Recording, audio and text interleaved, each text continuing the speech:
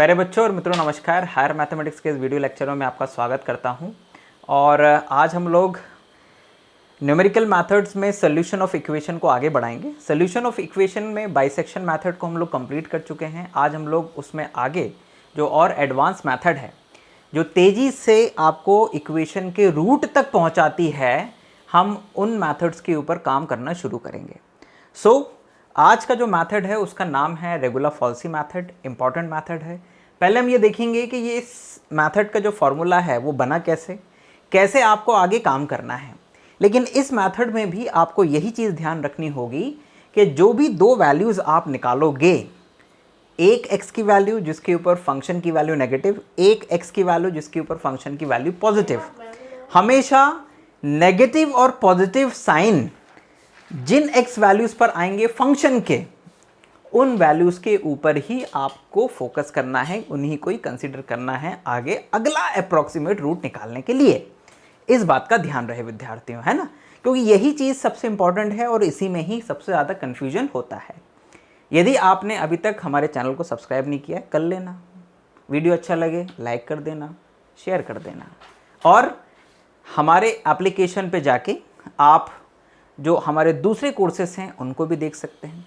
Website का portal भी आप लोगों के लिए बना दिया है, jayapalvishwakarma.in पे जाके आप हमारे कोर्सेज़ को वहाँ पर भी फ्री ऑफ कॉस्ट एक्सेस कर सकते हैं, और जो पेड कोर्सेज़ हैं वो बच्चे वहाँ जाकर देख सकते हैं वीडियोस। ठीक, तो ये तो हो गई सामान्य जानकारी। अब आ जाते हैं टॉपिक के ऊपर। ठीक, रेगुलर फॉल्सी मेथड या इसको फॉल्स पोजीशन मेथड भी कहते हैं। ये भी अलजेब्रिक और ट्रांसेंडेंटल इक्वेशंस को सॉल्व करने के काम आती है विद्यार्थियों। And what is the concept of this method, आप इसको ऐसे समझिएगा, मैं समझाने का प्रयास करता हूँ। ये जो मेथड है, ये मेथड कहता है, जैसे यहाँ पर आपको क्या कहते हैं, नीचे ग्राफ भी मिलेगा। So what is the method is this कि this is the oldest method of finding the real root of an equation. ये जो मेथड होता है ना विद्यार्थियों, इसकी मदद से आप केवल रियल रूट ही फाइंड कर सकते हो किसी भी इक्वेशन का, नॉट कॉम्प्लेक्स रूट नहीं फाइंड कर सकते हो। रियल में आपका रैशनल इरेशनल दोनों आ जाएगा, बट कॉम्प्लेक्स रूट नहीं आएंगे। And closely resembles the bisection method, और उससे ज़्यादा तेज़ी से ये रूट तक पहुंचता है। हेयर वी चूज 2 पॉइंट्स, हम लोगों को यहाँ पे 2 पॉइंट्स सेलेक्ट करने होते हैं, x0 और x1, जिनके ऊपर जो फंक्शन की वैल्यू होती है वो अपोजिट साइन के साथ में आती हैं। यानी एक पॉजिटिव वैल्यू होना चाहिए, एक नेगेटिव। सामान्यतः हम x0 के ऊपर नेगेटिव और x0 x1 के ऊपर पॉजिटिव लेके चल सकते हैं। बाकी आपके ऊपर है कि आप किसे क्या मानना चाहते हो, ये आपकी चॉइस है कंप्लीटली।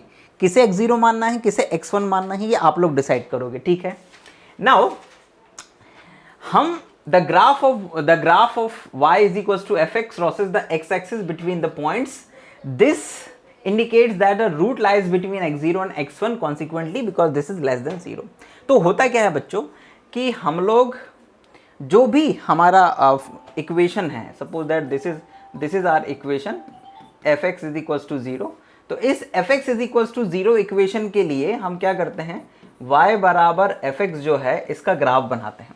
तो जब आप इसका ग्राफ बनाओगे ना, तो भाई वो जो ग्राफ है उसकी वही खासियत होती है कि वो ऐसे जाएगा कहीं ना कहीं पर। तो आपको क्या करना है, यहाँ पर एक x0 पॉइंट सेलेक्ट करना है, यहाँ पर एक x1 पॉइंट सेलेक्ट करना है। सपोज दैट कि x1 के ऊपर फंक्शन की वैल्यू पॉजिटिव है और उसके करस्पॉन्डिंग ग्राफ पे ये जो पॉइंट है ये है आपका x1 और fx1, ये आपको ग्राफ पे पॉइंट मिल गया। ठीक, और ये वाला जो पॉइंट है इसके करस्पॉन्डिंग ग्राफ पे जो पॉइंट है वो है आपका x0 और ये है आपका fx0। So these are the points. अब ध्यान दीजिएगा, बाइसेक्शन मेथड ये कहती है कि आप क्या करिए कि ये जो पॉइंट मिला है x0 fx0 और ये जो x1 fx1 मिला है, इन दोनों को मिलाते हुए आप एक लाइन खींच दीजिए। तो ये जो लाइन है, इस लाइन की जब आप इक्वेशन निकालोगे, लाइन की इक्वेशन कैसे निकालते हैं याद है कि नहीं? अगर 2 पॉइंट्स हो हमारे पास में, कौन से, सपोज दैट हमारे पास में x0 fx0 है ना, और x1 और fx1, अगर ये 2 पॉइंट्स हैं हमारे पास में और आपको इनसे होकर जाने वाली लाइन की इक्वेशन फाइंड करनी है, सो व्हाट इज द फॉर्मूला? छोटी क्लास में आपने पढ़ा होगा y माइनस y1 या y माइनस y0, बिकॉज यहाँ पर हम लोगों ने ये चीज़ x0 और x1 यूज़ करा है। तो y minus y0 is equals to y1 minus y0 divide by x1 minus x0 into यहाँ पर आ जाता है आपका x minus x0। So this is the formula of the straight line. यहाँ पर fx0 जो है वो y0 का काम कर रहा है और fx1 जो है वो आपका किसका काम कर रहा है, fx1 जो है वो y1 का काम कर रहा है। तो यहाँ पर आप वैल्यू सब्स्टिट्यूट कर दोगे, so you will get y is equals to y minus fx0 is equals to fx1 minus fx0 divide by x1 minus x0 और x minus x0। So this is the equation of line. Now this is the equation of line. अब ये line जब x axis को intersect करेगी, I repeat, ये line जब x axis को intersect करेगी तो इस लाइन पर, आई रिपीट, इस लाइन पर जहां पर x एक्सिस और ये लाइन मिल रहे हैं वहां पर किसकी वैल्यू जीरो हो जाएगी बच्चों, y की वैल्यू जीरो हो जाएगी। The y become zero. तो जब y is equal to zero हो जाएगा तो जो भी यहां पर x आने वाला है वही आपका अप्रोक्सीमेट रूट होगा, यानी कि फर्स्ट अप्रोक्सीमेट रूट होगा। तो यहां पे जब आप इसको सॉल्व कर लोगे ना बच्चों, तो आपके पास में x1 बराबर आएगा, आई रिपीट, x0 और x1 तो हो गया, यहां पर x की वैल्यू है ना, तो वो आपका फर्स्ट अप्रोक्सीमेट रूट होगा, उसको बेसिकली ये लोग x2 कहते हैं। तो वो जो x2 मिलेगा, या x2 भी ना कहें यार, हम तो डायरेक्ट x कहें कि हमें तो x निकालना है ना, तो x की जो वैल्यू है वो आपके पास में आएगी, this is equals to x0 fx1 minus x1 fx0 upon में x1 माइनस fx0। तो this is your what, this is your regular falsi method है, जिससे फर्स्ट अप्रोक्सीमेट रूट जो है ये उसका फॉर्मूला बन जाता है। आई रिपीट, यहां से ये जो x निकला है, अब आप इसको x2 कह सकते हैं बिकॉज आपने x0 और x1 यूज कर लिया है, सो ये आपका x2 हो गया। लेकिन ये जो x2 है आपका, ये आपका फर्स्ट अप्रोक्सीमेट रूट है। I repeat, first approximate root है। और ये जो आपने x1 और x0 और x1 लिए थे, ये क्या थे, ये इनिशियल रूट आपने कंसीडर किए थे, आप कह सकते हैं ऐसा। So this is your first approximate root, जो कि इस फॉर्मूले से निकाला जाएगा, और यही फॉर्मूला आपको क्या करना है, यूज करना है पूरे के पूरे रेगुलर फॉल्सी मेथड में। क्लियर हो गया है ना। तो ये तो था बेसिक कॉन्सेप्ट कि ये जो रेगुलर फॉल्सी वाला फॉर्मूला है ये बनता कैसे है, ये मैंने आप लोगों को समझाने का प्रयास किया। और उसमें ये जो x यानी अप्रोक्सीमेट रूट निकालने के लिए फॉर्मूला है, ये इसके पीछे लॉजिक क्या होता है, हम क्यों उसमें y इज इक्वल टू 0 रखते हैं, और y इज इक्वल टू 0 रखने पर फिर ये x जो है ये कैसे आ जाता है, ये यहाँ पर हम लोगों ने समझा। आई होप कि आप लोगों को समझ में आया होगा। नहीं समझ में आया हो तो जितने भी बच्चे पेड कोर्स लिए हैं वो हमारे एप्लीकेशन के हेल्प चैट में जाके वहाँ पे क्वेश्चन रेज कर सकते हैं, उनका जवाब उनको मिल जाएगा। दूसरा, यदि आप यूट्यूब पर इस वीडियो को देख रहे हैं तो वहाँ पे कमेंट सेक्शन में कमेंट कर सकते हैं, we will answer your query और डाउट। क्लियर है। तो ये यहाँ पर हम लोगों ने फॉर्मूला डिस्कस कर लिया बच्चों। अब क्वेश्चंस की बारी है ना, तो आइए क्वेश्चंस देखते हैं। सो विद्यार्थियों, ये हमने अपने नोट्स में भी, ये जो नोट्स हैं आप लोगों को एप्लीकेशन पे जो पेड कोर्सेस हैं उसमें मिल जाएंगे। हमने नोट्स में भी इस तरह का पूरा डिस्क्रिप्शन दिया हुआ है कि भाई व्हाट इज़ द इक्वेशन, इन दोनों पॉइंट से होते हुए इक्वेशन क्या बनेगी।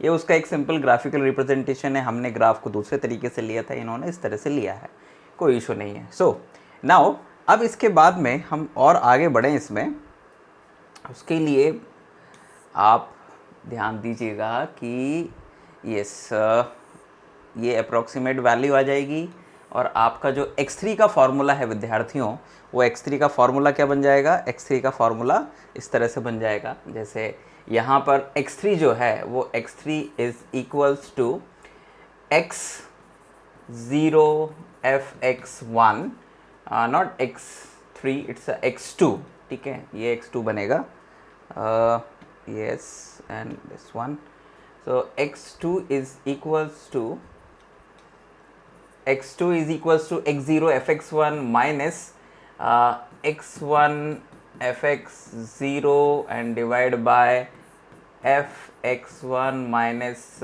fx0। So this is your x2 और ये जो x2 है यही क्या कहते हैं आपका फर्स्ट अप्रोक्सीमेशन होगा, किसके लिए, रूट के लिए। तो इस तरह से आप फर्स्ट अप्रोक्सीमेट वैल्यू फाइंड कर लेंगे एंड देन इस प्रोसेस को आप आगे बढ़ाते रहेंगे इसी तरह से, ठीक है। आपको x3 मिलेगा, x4 मिलेगा एंड सो ऑन।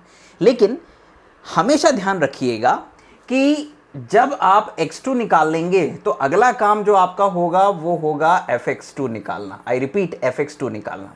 तो ये जब fx2 आपका आ जाएगा तो इस fx2 के बेसिस पे आप डिसाइड करेंगे कि अब आगे जब आपको x3 निकालना है तो उस x3 के लिए आपको कौन सी दो x की वैल्यू लेनी है, क्योंकि आपके पास में x0 होगा, x1 होगा, x2 होगा, ये तीन वैल्यू आ चुकी होंगी। तो आपको उन दो वैल्यूज को सिलेक्ट करना है जिनका साइन अपोजिट रहेगा। आई रिपीट, जिनका साइन अपोजिट रहेगा। अब भाई सिंपल सी बात है, मे बी पॉसिबल कि आपको आगे fx0 और fx2 के साथ काम करना पड़े या आपको fx1 और fx2 के साथ में काम करना पड़े, क्योंकि x0 और x1 के साथ तो आप काम कर चुके हैं, तभी x2 निकाला था आपने। अब आपको बस ये देखना है कि आपको इन दोनों के साथ जाना है या फिर इन दोनों के साथ में जाना है, और शर्त वही होगी कि दोनों के साइन अपोजिट होने चाहिए। जिसका साइन अपोजिट होंगे उसके साथ में आप आगे बढ़ जाओगे और x3 निकालोगे, ठीक है ना। बहुत सिंपल सी बात है, x3 इस तरह से निकाल लेंगे। तो जब आप x3 निकालने के लिए जाएंगे, अगर ये कंडीशन बनती है तो भाई यहाँ पे सिंपल सी बात है, यहाँ पर x2 x0 आ जाएगा और यहाँ पर आपका आ जाएगा क्या कहते हैं x0 और x2, सिंपल, और नीचे उसके अकॉर्डिंग आ जाएगा। और अगर आप fx1 fx2 के साथ में जाते हैं तो उसके अकॉर्डिंग यहाँ पे क्या आ जाएंगे बच्चों, चेंजेस आ जाएंगे। तो दिमाग में पूरी क्लियरिटी रख के आपको काम करना है, घबराना नहीं है, परेशान नहीं होना चाहिए। आपको ये ध्यान रखना है कि रूट तक पहुंचने के लिए जो कंडीशन है वो क्या है। एक नेगेटिव वैल्यू होनी चाहिए fx की और एक पॉजिटिव वैल्यू होनी चाहिए fx की। उन दोनों की करस्पॉन्डिंग जो x वैल्यूज है उनके ऊपर फोकस करना है, उन्हीं को लेके आगे बढ़ना है, ठीक है ना। हर बार ये ध्यान रखिएगा। So this is the method of false position. इस मेथड को अडॉप्ट करके आप लोग आगे बढ़ोगे विद्यार्थियों। अब एक क्वेश्चन लेते हैं, उससे आपको काफ़ी क्लैरिटी होगी। और अगर इस पूरे के पूरे प्रोसीजर में कहीं पे कोई डाउट आए, ठीक है ना, तो आप कमेंट बॉक्स में कमेंट कर दीजिएगा। जो एप्लीकेशन पे इस वीडियो को देख रहे हैं वो हेल्प चैट में जाके क्या कहते हैं अपना क्वेश्चन पूछ लीजिएगा विद्यार्थियों, हम उनको रिप्लाई कर देंगे, राइट। अब आगे बढ़ते हैं अपन लोग, ठीक है। So now let's take a question. So ये हमारे पास में क्वेश्चन आ गया, ठीक है ना। ये आपका जो क्वेश्चन है, ओके, पहले इसको इरेज कर देते हैं पूरे को, ठीक है। So look at this question, find the real root of the equation x raise to the power 8। I think ये 8 नहीं है, यहाँ पर 3 है, तो इसको आप लोग क्या कहते हैं 3 कर लेंगे। मैं इसको यहाँ पर 3 कर देता हूँ, ओके। चलिए विद्यार्थियों, अब फॉल्स पोजीशन मेथड का एक प्रश्न लेते हैं। आपके सामने लिखा हुआ है find the real root of the equation x³ - 2x - 5 = 0 by method of false position, correct to 3 decimal places. तो this is important, 3 decimal places तक आपको करेक्ट वैल्यू फाइंड करनी है। और 3 डेसिमल प्लेसेस तक करेक्ट वैल्यू का मतलब जो है वो हम लोग कल की क्लास में समझ चुके थे। और आपको भी याद होना चाहिए कि जब आप अप्रॉक्सीमेशन करते मान लो आपने 4 बार 5 बार 6 बार कर लिया, तो दशमलव के बाद में, पॉइंट के बाद में 3 वैल्यू मैच कर जाना चाहिए। तो हम कहेंगे कि जो हमारा आंसर है वो डेसिमल के 3 प्लेसेस तक करेक्ट हो गया है। क्लियर है। सो यहाँ पे शुरुआत हम लोग वैसे ही करेंगे। सबसे पहले हम जो सोल्यूशन है उसमें fx = x³ - 2x - 5 मानेंगे, और फिर हम लोग ट्राई एंड एरर मेथड से, भाई सिंपल सी बात है, यहाँ पर तो डायरेक्ट कर लिया है हम लोगों ने, लेकिन आप लोगों को इसमें 0 रखना है, fx0 की वैल्यू निकालना है। आप देख रहे हैं -5 आ रहा है।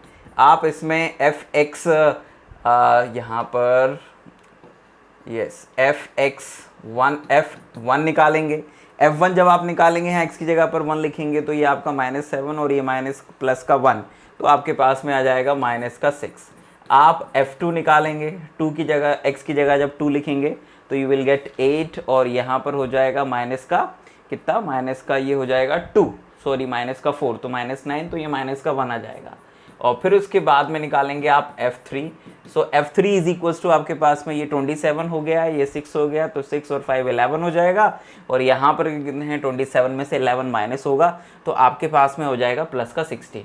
सो दिस इज नेगेटिव वैल्यू, ये नेगेटिव वैल्यू है, ये पॉजिटिव वैल्यू है।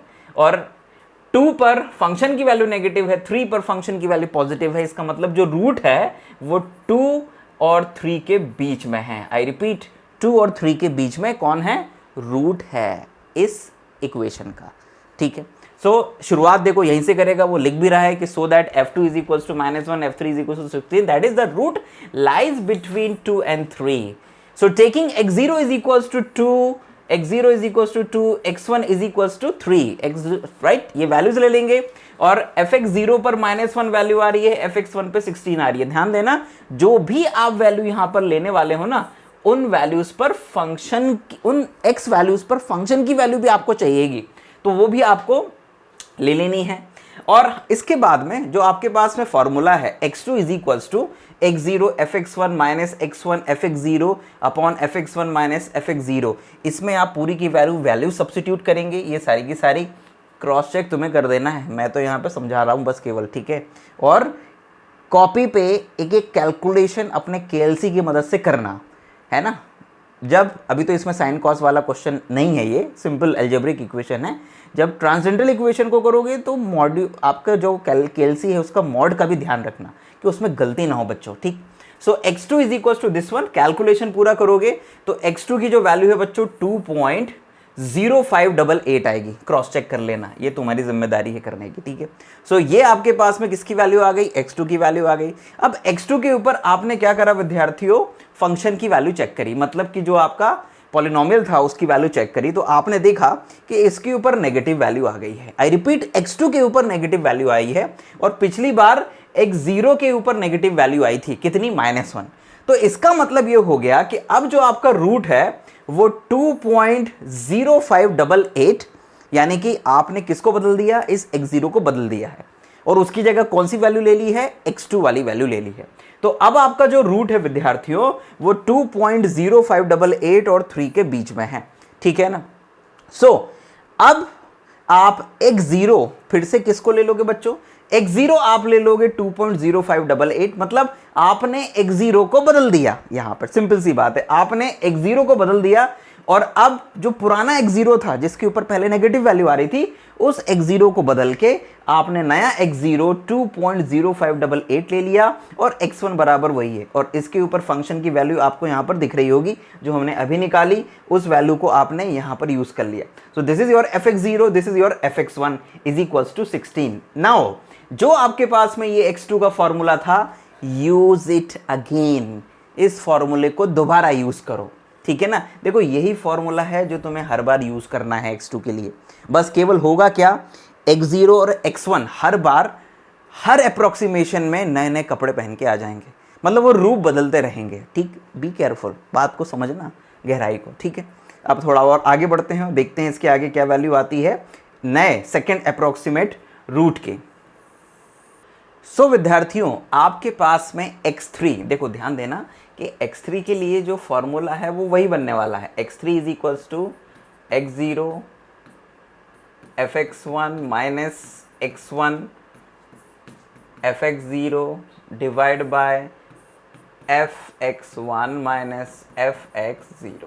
फॉर्मूला देखो x3 का यही बनने वाला है जो पहले था। ये आपका सेकेंड अप्रोक्सीमेट रूट है, ये आप सेकेंड अप्रोक्सीमेट रूट फाइंड करने जा रहे हो, सेकेंड अप्रोक्सीमेट रूट।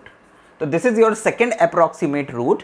तो x3 इज इक्वल्स टू कितना आ जाएगा, दिस वन, ये फॉर्मूला बनेगा, उसमें सारी की सारी वैल्यूज आप सब्स्टिट्यूट करोगे तो you will get x3 is equals to 2.0813। तो ये आपका सेकेंड अप्रोक्सीमेट रूट आया है। अब आपको क्या करना पड़ेगा विद्यार्थियों, फिर वही पूरी की पूरी प्रोसेस रिपीट करनी पड़ेगी। क्या रिपीट करना पड़ेगा, आपको लेकर आना पड़ेगा व्हाट, आपको चेक करना पड़ेगा fx3 कि आपका fx3 क्या आएगा। सो fx3 आप चेक करोगे, साइन चेक करोगे कि नेगेटिव आता है कि पॉजिटिव आता है, और जो भी आएगा उसके अकॉर्डिंग आप किसको बदल दोगे बच्चों, उसके अकॉर्डिंग आप या तो x0 को बदल दोगे या फिर x1 को बदल दोगे। बहुत सिंपल सी बात है, ध्यान रखना। अगर fx3 नेगेटिव आया तो x0 बराबर आप क्या ले लोगे, x3 ले लोगे। अगर fx3 की जो वैल्यू है वो पॉजिटिव आई तो आप x1 बराबर x3 ले लोगे। सिंपल सी बात है, ये पूरा प्रोग्रामिंग की तरह है बच्चों, प्रोग्रामिंग की तरह है।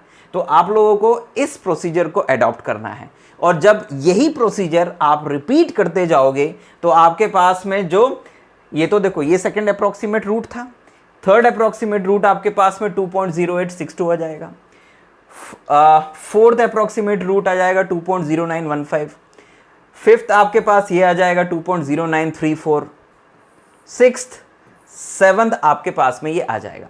और अगर आप ध्यान से देखें बच्चों तो जो सिक्स्थ है और जो सेवंथ अप्रोक्सीमेट रूट है वो 2.0941 2.0943 है। तो अगर आप ध्यान से देखें तो ये दशमलव के 3 स्थान और ये दशमलव के 3 स्थान यहाँ पर मैच कर गए हैं। तो इसका मतलब ये है कि यही आपका आंसर है और आप इस आंसर के साथ जा सकते हो। So this is your answer correct up to 3 decimal places. This is the procedure. और ध्यान देना भाई, मैं तो क्या कहते हैं स्मार्ट बोर्ड पे जाके गप मार गया यहाँ पे, मतलब थोड़ा छोड़ दिया तुम लोगों के लिए, लेकिन तुम लोगों को प्रैक्टिस कर लेनी है अपनी कॉपी पे प्रोसीजर को अच्छे से समझ के। देखो यही चीज़ मैं बार बार कहता हूँ हमेशा कि मैथमेटिक्स में प्रोसीजर को समझना बहुत बहुत इंपॉर्टेंट है। प्रोसीजर को समझ के पूरा क्वेश्चन अपनी कॉपी पे करो, छोड़ना मत, मक्कारी बिल्कुल मत करना, ठीक है? अदरवाइज एग्जाम में कंफ्यूज हो जाओगे। जो बच्चे हमेशा क्वेश्चन पूछते हैं ना कि सर पढ़ा तो सब था, एग्जाम में जाके भूल गए, वो इसीलिए होता है क्योंकि पढ़ा था, प्रैक्टिस बहुत अच्छी नहीं करी थी। और प्रैक्टिस करते समय समझना है, पढ़ाई में अभी से समझ के अगर करोगे तो एग्जाम में बहुत कॉन्फिडेंटली जाके सारे काम कर पाओगे। बी केयरफुल, ठीक? So this is the our first question for regular falsi जो हम लोगों ने कंप्लीट करा। आई होप कि आपको समझ में आया होगा। कहीं पे भी कोई डाउट या क्वेरी हो तो आप लोग पूछ सकते हो। ये नोट्स मैं डाल दूंगा आपको कहाँ पर, ये नोट्स मैं आपको डाल दूंगा आपके एप्लीकेशन में जो पेड कोर्सेज वाला सेक्शन है, उसमें जो कंटेंट वाला सेक्शन है उसमें मैं डाल दूंगा पूरा का पूरा, ठीक है? नाउ अब एक और क्वेश्चन अपन लोग ले लेते हैं। So this question, find the root of the equation cos x is equals to x e to the power x। भाई ध्यान देना कि ये एक अपन लोगों ने, एक क्वेश्चन तो अपन लोगों ने ले लिया अलजेब्रिक इक्वेशन का, अब एक ले लेते हैं ट्रांसडेंटल इक्वेशन, है ना? Using the regular falsi method correct to 4 decimal places. लो भैया, इसमें तो वो बोल रहा है कि 4 डेसिमल प्लेसेस तक की एक्यूरेसी फाइंड करो। तो ये क्वेश्चन तो और भी मजेदार होने वाला है। तो चलिए आइए इस क्वेश्चन को देखते हैं और समझते हैं कि इसमें क्या करना है।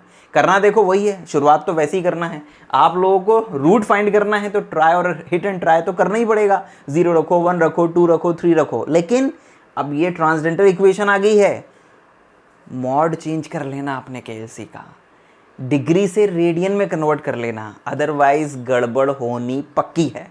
बार बार कह रहा हूं, ठीक है ना? आइए आगे बढ़ते हैं। तो सोल्यूशन में बच्चों बहुत सिंपल है, जैसे अपन लोग कर रहे थे। आपके पास में जो इक्वेशन थी, it's cos x is equals to x e to the power x। इसको उठाकर आप इधर लेके जाएंगे तो आपके पास इक्वेशन बन जाएगी cos x minus x e की पावर x बराबर 0। सो ये आपकी इक्वेशन बन जाएगी। आपने इसको fx मान लिया, this is your fx is equals to cos x minus x e की पावर x, ठीक? तो ये जो पॉलिनोमियल है ये आपका फंक्शन है ना? पॉलिनोमियल तो नहीं कहेंगे, इसको फंक्शन कहेंगे। सो इस फंक्शन में अब आप 0 रख के देखोगे तो 0 रखोगे तो आपके पास में 1 आ जाएगा, सिंपल सी बात है। 1 रखोगे तो आपके पास में ये वैल्यू आएगी जिसकी वैल्यू है कितनी, माइनस 2.17798। मतलब कि 0 के ऊपर पॉजिटिव वैल्यू, 1 के ऊपर नेगेटिव वैल्यू। तो इसका मतलब जो है कि जो रूट है वो 0 और 1 के बीच में लाई कर रहा है। किसके बीच में? 0 और 1 के बीच में है। तो अब आपने x0 किसको मान लिया? 0 को मान लिया। x1 किसे मान लिया? 1 को मान लिया। और fx0 आपका कितना है? 1 है। fx1 कितना है? माइनस 2.17798 है। So by regular falsi method this is your approximation formula. ये आपका फार्मूला हो जाएगा, इसमें आप सारी वैल्यू सब्स्टिट्यूट करोगे एंड यू विल गेट 0.31467। ये आपका फर्स्ट अप्रोक्सीमेट रूट आ जाएगा। I repeat, this is your first approximate root. ये आपका फर्स्ट अप्रोक्सीमेट रूट आ गया है, ठीक है ना? So this is your first approximate root.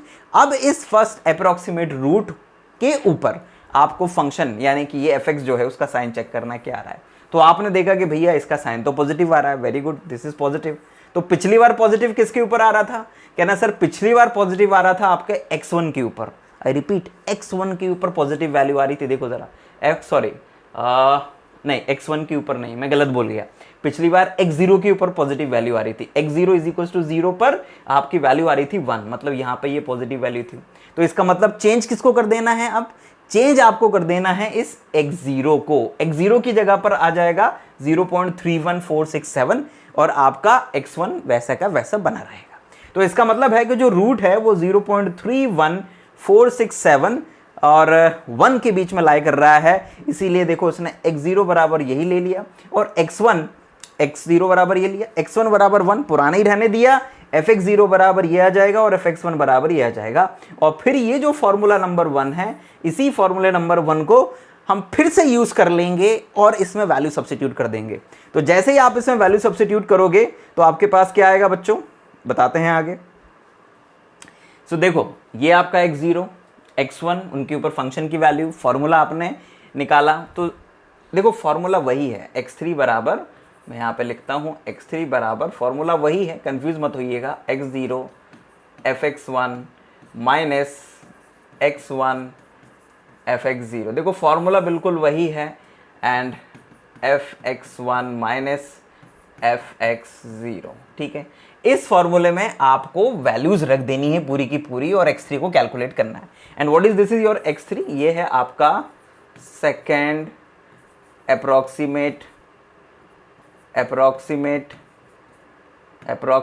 Root, ठीक है ना, सेकेंड अप्रोक्सीमेट रूट। तो इस सेकेंड अप्रोक्सीमेट रूट x3 की जो वैल्यू है वो आपके पास में कितनी आएगी, 0.44673 आएगी। आई रिपीट, 0.44673 आएगी। तो इस वैल्यू को आप क्या करोगे, इस वैल्यू के ऊपर फिर फंक्शन का साइन चेक करोगे। तो आप ध्यान देना कि इसने तो डायरेक्ट यहाँ पे लिख दिया है, लेकिन जब आप fx3 चेक करोगे, fx3 ध्यान रखना, तुम्हें तो चेक करना है, उसने तो डायरेक्ट लिख दिया है यहाँ पे। तो fx3 जो है वो आपका जो भी आने वाला है इट्स मस्ट बी नेगेटिव, ये नेगेटिव आने वाला है, राइट। तो fx3 हाँ नेगेटिव आने वाला है। सो fx3 नेगेटिव तो नहीं कहूँगा मैं, 1 आ रहा है ना, तो ये वैल्यू आई थिंक पॉजिटिव आने वाली है, ठीक। इस ये जो x3 आया है, इस x3 पे जब फंक्शन की वैल्यू चेक करोगे ना तो definitely this value become positive, ये वैल्यू पॉजिटिव आएगी, है ना। और इसका मतलब ये हो गया कि जो रूट है भाई, पिछली बार आपका जो था वो 0.31467, अभी 0.44673 और 1 के बीच में रूट लाई करेगा। तो अभी इसको मान लेना है x0, आई रिपीट, और ये 1 जो है वो आपका x1 पहले से था, अभी भी x1 ही बना रहेगा। ये उसके ऊपर फंक्शन की वैल्यू आ गई है 0.20356, है ना। मतलब जब आप fx3 यानी कि f 0.44673 निकालोगे तो ये आपका आएगा 0.20356, ये आपके पास में वैल्यू हो जाएगी fx3 की। तो इस वैल्यू को आप कहाँ पे रख दोगे बच्चों, इस वैल्यू के बेसिस पे आप नया x0 और x1 जो है उसे लेकर आगे बढ़ोगे और फिर निकालोगे अपना सेकेंड अप्रोक्सीमेट रूट, हाँ ये सेकेंड तो अपन ने निकाल लिया था, थर्ड अप्रोक्सीमेट रूट निकालेंगे, थर्ड अप्रोक्सीमेट रूट, ठीक है ना। This is your third approximate root x3। So जब आप x3 निकालोगे तो आपके पास 0.49402 आएगा। एंड दिस प्रोसेस, आप इस प्रोसेस को फिर आगे बढ़ाते जाओगे, यानी इसके ऊपर फंक्शन की वैल्यू चेक करोगे, फिर देखोगे कि भाई नेगेटिव आ रही है पॉजिटिव आ रही है, उसके अकॉर्डिंग x0 x1 को चेंज करोगे एंड x5 निकालोगे, x6 निकालोगे, x7 निकालोगे।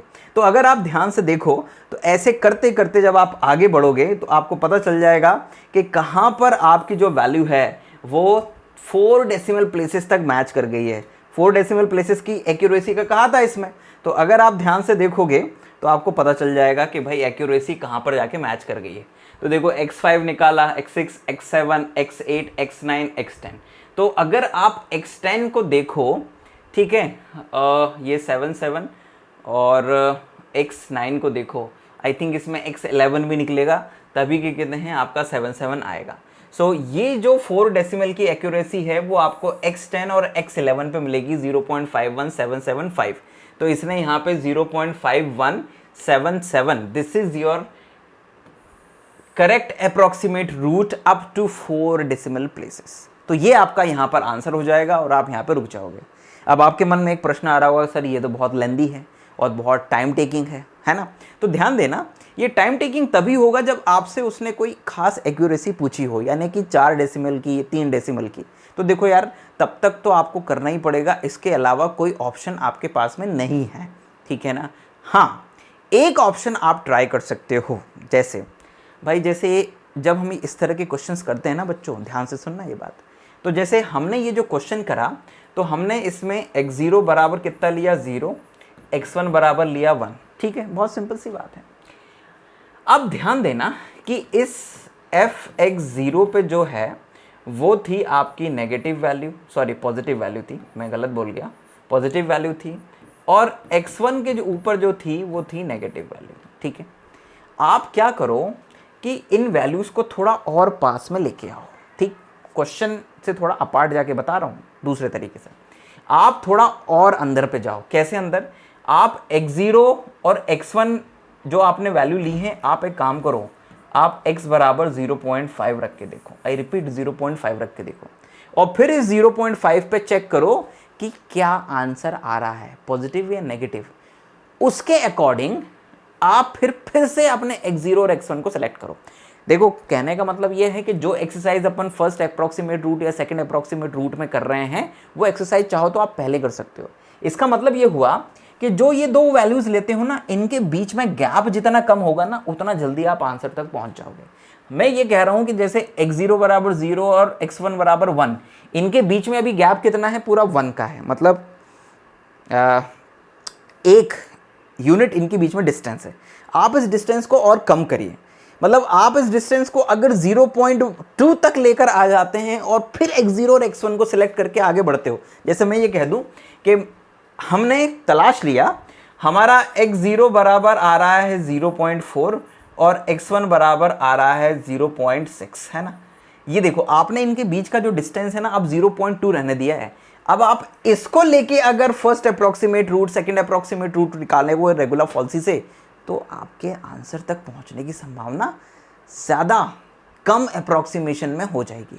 आप फिर x9, x10, x11 तक नहीं जाना पड़ेगा, may be possible x5, x6 तक आपका आंसर आ जाए। तो इसको ट्राई करके देखना, ठीक है ना। मैं विद्यार्थियों को क्लास में हमेशा ये बताता हूँ कि देखो, जैसा बुक में दिया है ना, वो तो ठीक ही है, करना ही है अपने को, प्रोसीजर अडॉप्ट करना है, लेकिन इसके अलावा भी अपना दिमाग लगाना चाहिए कि इससे अच्छा क्या हम कर सकते हैं। अगर इससे अच्छा हम कर सकते हैं तो वो कैसा होगा, क्या होगा, ये होगा। आप ऐसे ट्राई कर सकते हो।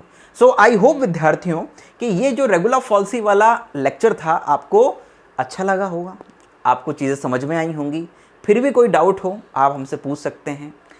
जितने भी बच्चे इस वीडियो लेक्चर को पेड कोर्सेज में देख रहे हैं, वो पेड कोर्सेज के हेल्प चैट में जाके अपना क्वेश्चन पूछ सकते हैं। जो बच्चे यूट्यूब पर इसे देख रहे हैं, वो कमेंट बॉक्स में कमेंट करके अपना क्वेश्चन पूछ सकते हैं, वी विल रिप्लाई इट, ठीक है।